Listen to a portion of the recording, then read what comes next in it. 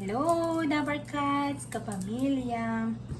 Nagkikrave ako ng chicken macaroni salad since 2 days ago. So ngayon, gagawa ako ng the best macaroni salad ingredient ko. So I have here my macaroni, my chicken,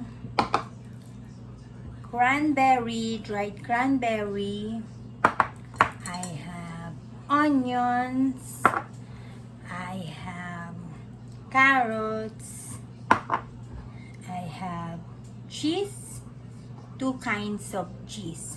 One is American and one is Filipino cheese. And then I have the fruit cocktail. And I have, of course, mayonnaise, salt, pepper, and relish. So I will mix this now. I'll put it like this so you can see me. Okay, first I will put my chicken. This is chicken.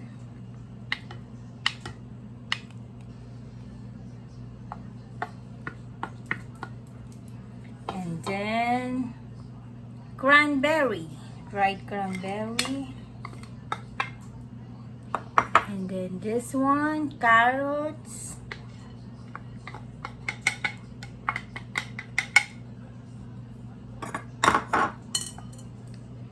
Onion.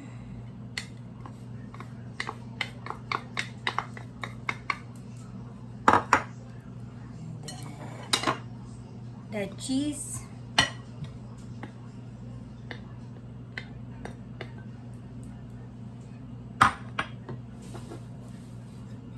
another cheese,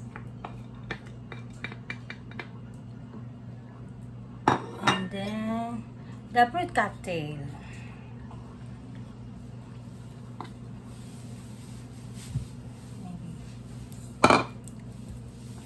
I will remove some for later.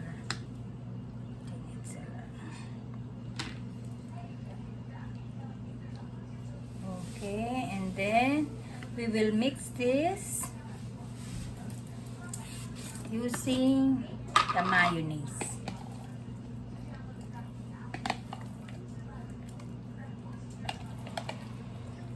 Favorite ko to. Ito ang one of my best.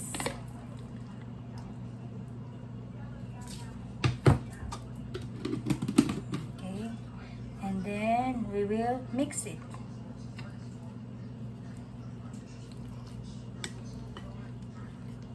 Oops.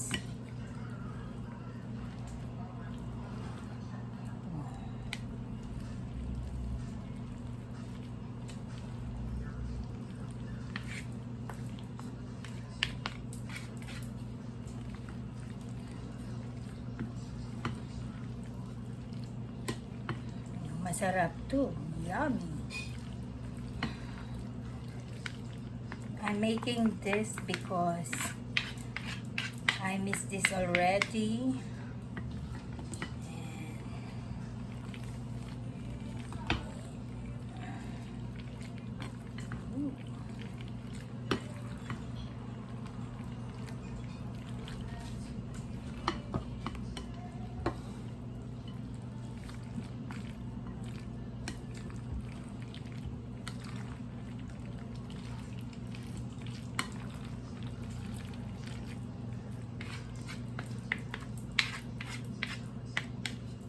Parang napadami ang aking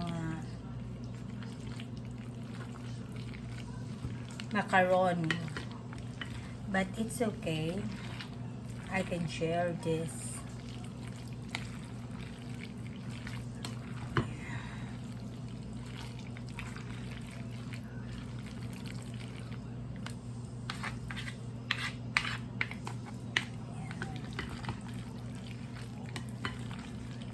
Ito ang perfect na nagagawa ko talaga sa macaroni. Macaroni salad. Chicken macaroni salad.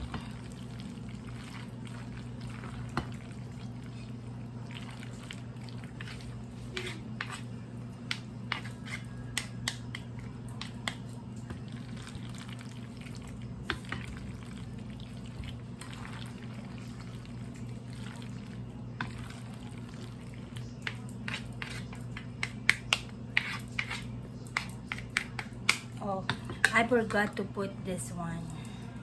So I'll put everything.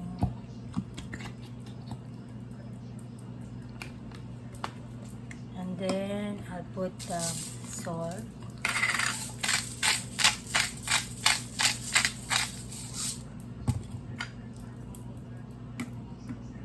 Then the pepper to taste.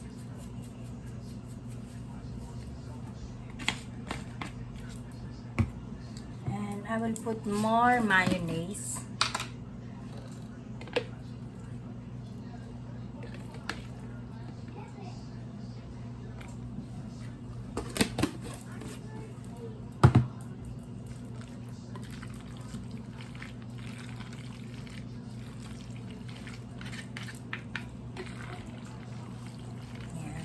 Mas masarap itong kainin pag malamig. Oops. Kasi napadami ang aking macaroni.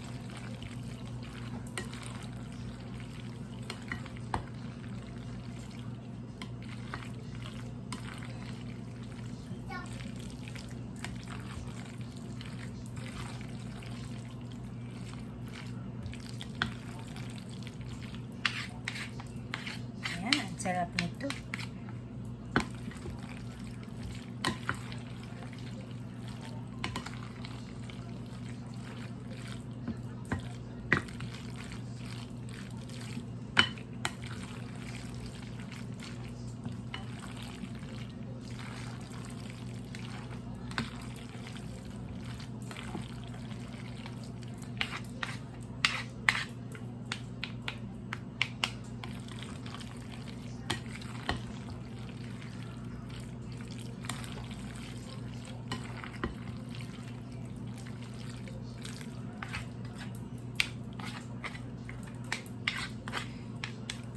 Ayan, gawa na siya. See? Mabilis lang siyang gawin. So, ayan na siya. Look at this. Cheese. Yummy. Let's taste it. Yummy, yummy, yummy. Okay. Oh! It's okay, baby. It's okay, mommy. Yummy, yummy, yummy. Let's taste Okay, it. that's my tummy. Let's taste it.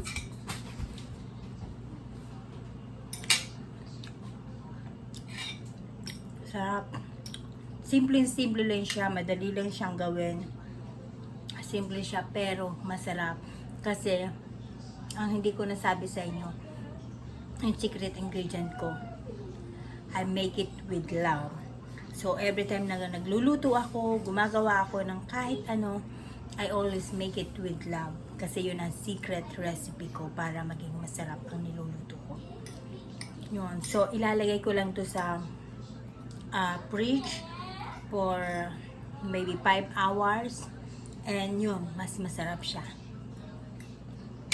Okay, so, you can try this recipe. I'm telling you, you will like it and you will love it.